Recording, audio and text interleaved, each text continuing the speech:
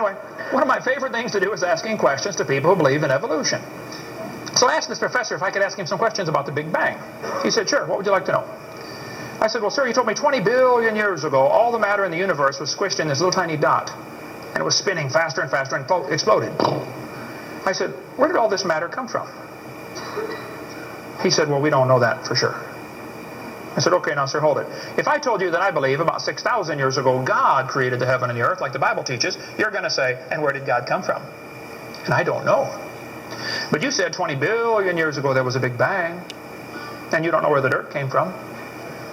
So basically, I believe in the beginning God, and you believe in the beginning dirt. Don't tell me my theory is religious and yours is science. Oh, no, sir, they're both religious. The news media tries to make it look like it is religion versus science. I did a debate in El Paso, Texas here recently, and the news media wrote an article. They said, religious and scientific leaders debate evolution. What is the unspoken message in that title? What are they trying to imply? Can you catch that? They're trying to imply that evolution is part of science, aren't they? No, evolution is a religion. Actually, both creation and evolution are inherently religious. These two timelines is the same information right here. I'll be referring to that throughout the seminar here. I cover this thing all the time. The Bible teaches about 6,000 years ago God made everything. 4,400 years ago there was a big flood that destroyed everything. 2,000 years ago Jesus came. Here we are today waiting for the Lord to come back in about 5 minutes. This is the Bible view of history. On this chart, 1 inch is 150 years. That's a long time. The 20 billion year chart on the bottom is a very different scale. But see, both views, creation and evolution, are inherently religious. You have to believe in creation or believe in evolution. The difference between the two, though, is very simple. The evolution religion is tax-supported. That's the difference. By the way, if I was to make that bottom chart the same scale as the top chart, the bottom chart actually needs to be 2,100 miles long. That's from Pensacola to Portland, Oregon. I don't want to carry a chart that big, so I made a new scale for the other one, okay? If they want to believe it happened long ago and far away, they're welcome to believe that, but that's not science. Evolution is a religious worldview, and I think it is stupid. So I asked the professor, where did the matter come from? He said, I don't know. I said, well, sir, would you please tell me where the laws came from? The universe is run by laws, gravity, centrifugal force, inertia. Who gave the laws? He said, we don't know that either. I said, sir, could you tell me where the energy came from? You know, it takes energy to make a big bang. Who bought the gas to run this machine anyway? He said, we don't know that either. I said, sir, could I ask you another question? He said, sure. What else would you like to know? Else? What do you mean else? You haven't told me nothing yet. I said, does Berkeley have a merry-go-round? How many of you know what a merry-go-round is? You go round and round until you puke, okay? He said, no, we don't have a merry-go-round at Berkeley.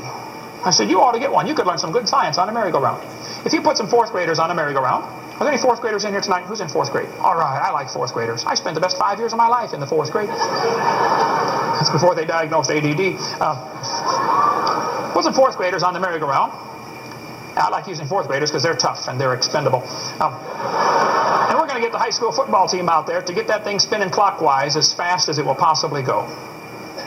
Now, if you have a digital watch, you may not know what clockwise means. I'll explain it later. We're going to spin the merry-go-round clockwise. The kids are going to go through 4 phases. They start off in phase 1. They're screaming at the football players. Come on, let's go. Faster, faster. Can't you go any faster? You get up around 30 miles an hour. The kids enter phase 2, where they stop screaming. They just quietly concentrate on trying to hang on for dear life. You get up around 60 miles an hour. The kids enter phase 3, where they start screaming again.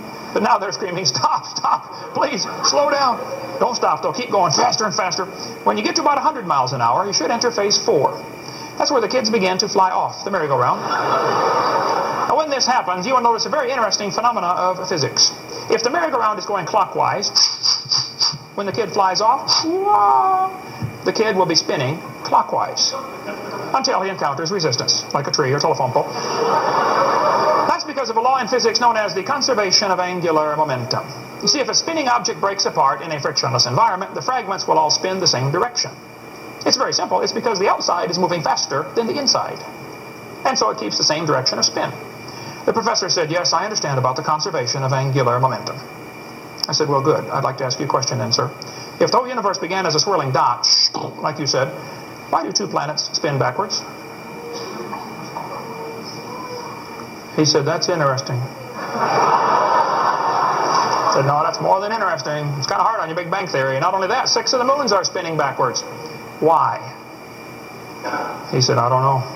Why do you think they're going backwards? I was hoping he was going to ask that. I said, well, sir, I believe it's very simple. You see, I believe in the beginning God created the heaven and the earth, and God did it that way on purpose, just to make the Big Bang Theory look stupid.